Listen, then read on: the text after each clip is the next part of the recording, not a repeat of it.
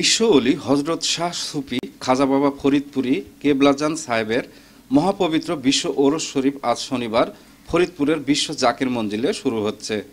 4 দিনব্যাপী ওরস শরীফ উদযাপনের লক্ষ্যে ইতিমধ্যে লক্ষ ভক্তবৃন্দ সমবেত হয়েছে।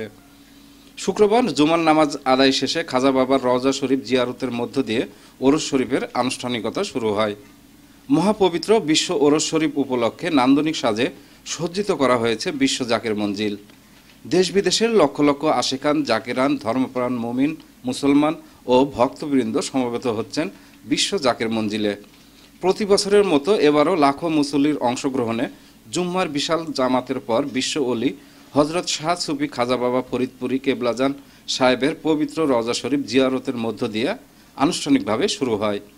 বিশ্ব জাকির মঞ্জিলে প্রবেশ পথে জায়গায় জায়গায় সুদৃশ্য তোরণ, আল কোরআন ও পবিত্র হাদিস থেকে নেওয়া উদ্ধৃতি উৎকীর্ণ অসংখ্য প্লাকার্ড স্থাপন, আল্লাহ আকবর খচিত অসংখ্য পতাকা, জামে মসজিদ সহ সকল স্থাপনায় বর্ণিল সাজে সজ্জিত করা হয়েছে।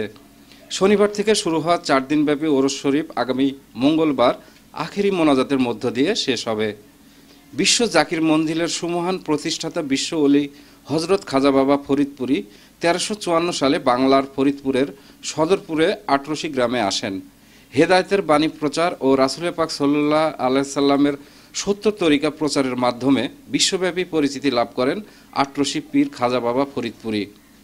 খোদা অন্বেষীরা বিশ্ব ওলি খাজা বাবা ফরিদপুরির পবিত্র সান্নিধ্যে রাসূল পাক সাল্লাল্লাহু আলাইহি সাল্লামের মহব্বত অন্তরে ধারণ করে মহান আল্লাহর নৈকট্য সাধন ও লাভের আশায় এখানে উপস্থিত হন।